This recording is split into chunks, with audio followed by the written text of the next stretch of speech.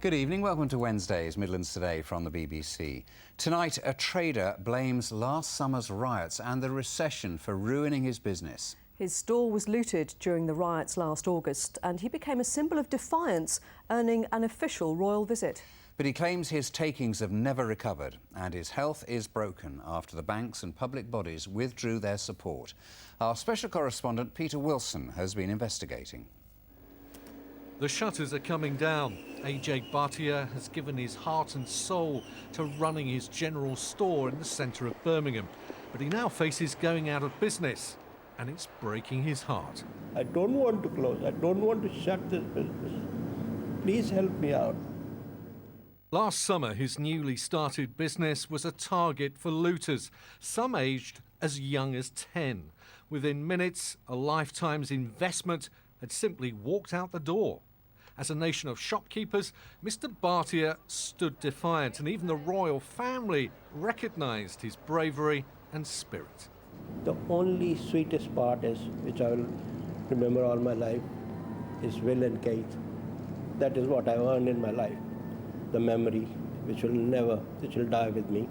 So what's gone wrong? Following the riots, business fell by 30%. Both his bank and the City Council gave him 6 months extra help. But now the overdraft and business tax rebates have finished and his business simply can't keep afloat. Our dreams have been shattered. I blame the riots to start with. It's a very long process to get on our feet. We can't just jump back from down there to up there. Round the corner in the centre of the city there was less sympathy. Most businesses have ridden out the storm of the riots. There's no recovering. We've recovered, and I think we recovered a matter of weeks after the riots, so I'm a tad surprised by that commentary. Mr. Bhatia has not missed any bank payments, but unless he gets some short-term aid, his shop will close next month.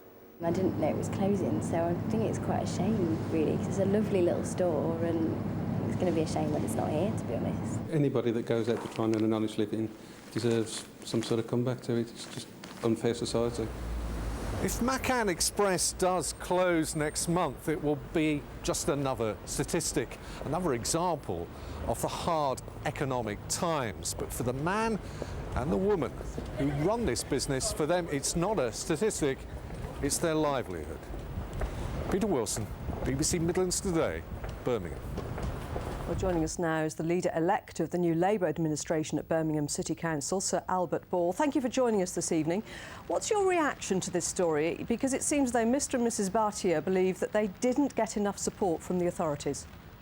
Well, I've had a look at the facts and figures since I've been made aware of this, and I think you'll find that the City Council put in something like £750,000 of support in various schemes to traders affected by the riots.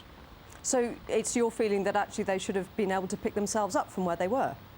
Well, that's what the intention was behind the support that was given. I think we've got also, though, the plight of certain retailers in the city centre and other areas where there's a general downturn in trade, and perhaps this is as much the reason for the plight of these individuals. So your view of how city businesses are recovering after the riots in general, this case apart? Well, all I can tell you is the City Council did put in support to help various shopkeepers with the repair of their goods, the repair of their premises, to put in additional security measures, etc., and indeed to provide business support. Now, in this case, it obviously has not helped these individuals through. However, if they want to get in touch with me tomorrow, I'll make sure that council officials do talk to them directly and see what advice or assistance can be given. OK, just finally and briefly, if you would, your new Labour administration now in charge at the City Council, what can you do on a practical level to help businesses affected not only by the riots, but by the double-dip recession? Very little, actually, Mary, because we will try and bring people into the city centre or into shopping areas, and really that's as much as the City Council can do by making the place a place worth visiting, a place worth shopping. So we'll do all we can in that respect, but I think whilst we've got an economic downturn, you're likely to find a number of businesses that will continue to suffer until the economy starts to pick up. OK, so Albert Ball, thank you. Still ahead this Wednesday evening.